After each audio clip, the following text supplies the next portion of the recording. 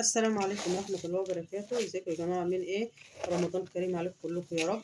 النهارده بقى قلنا نعمل مع بعض محشي كده. طبعا انا ما كنتش معاكم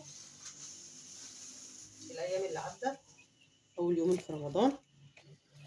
قلنا النهارده بقى ايه، ما كناش عملنا محشي لسه، فقلنا نعمل محشي بقى النهارده اهوت. غسلت الرز طبعا وسبته يصفى كويس قوي الميه بتاعته، وحطيت شبت وكزبره وبقدونس، لو عندك اي خضره حطيها. ده كان من اللي في الفريزر، احنا كنا مفرزينه مع بعض قبل رمضان. حطيته اهوت على الرز، وديت كده 3-4 فصوص كده مدقوقين، بيبقى حلو يعني. والصلصه بتاعتنا طبعا احنا مسبكينها مع بعض قبل كده، انتوا عارفينها. ابدا ان انا احطها اهوت. انا قلبت الصلصه بتاعتي، احط بقى حبه فلفل اهو، حبه فلفل اسود.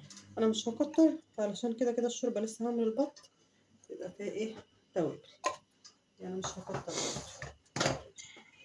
طب انت تحبي، انا حاطه قرفه في الصلصه بتاعتي، حطيت ايه، حطيت شويه قرفه، واقلبها بقى علشان نبدا ايه، نحشي مع بعض.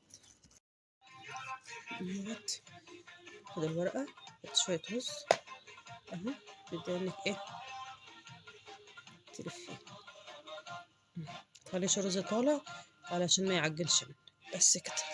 انا بقى هعمل المحشي بتاعي وارجع لكم. انا خلصت الكرنب اهوت، وفاض منه رز اهو.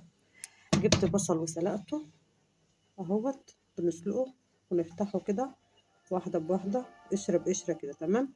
بصوا، بناخدها كده اهي، نفتحها ونحط فيها شويه رز ونقلب فيها اهي، ونحطها على وش الايه، المحشي، تمام. واحده تانية اهي اهي، طبقه منه، ونحط الرز وتلفيها وتحطيها على وش المحشي. ده لو فاض معاك رز وانت تحبي المحشي البصل، تمام. كده البطه بتاعتنا استوت اهيت اهي.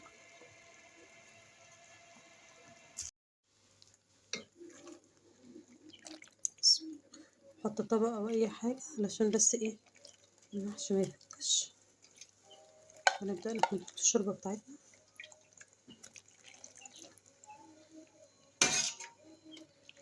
بس كده، شايفين كده حلو قوي.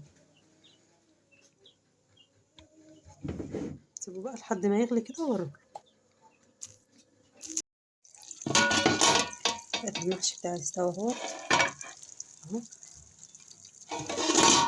هنا بحمر لسان عصفور اهوت، تمام. وهنا في ملوخية عملتها دلوقتي برضو. فاضل البط معايا استوى، هحمر بقى لسان العصفور واحط عليه الشوربة بتاعت البط بتاعتي. المحشي بتاعنا اهوت، انا برفع كده اهوت. ايه رايكم في المحشي بتاعنا مع البط بقى؟ وده فطارنا النهارده، كل سنة وانتم طيبين.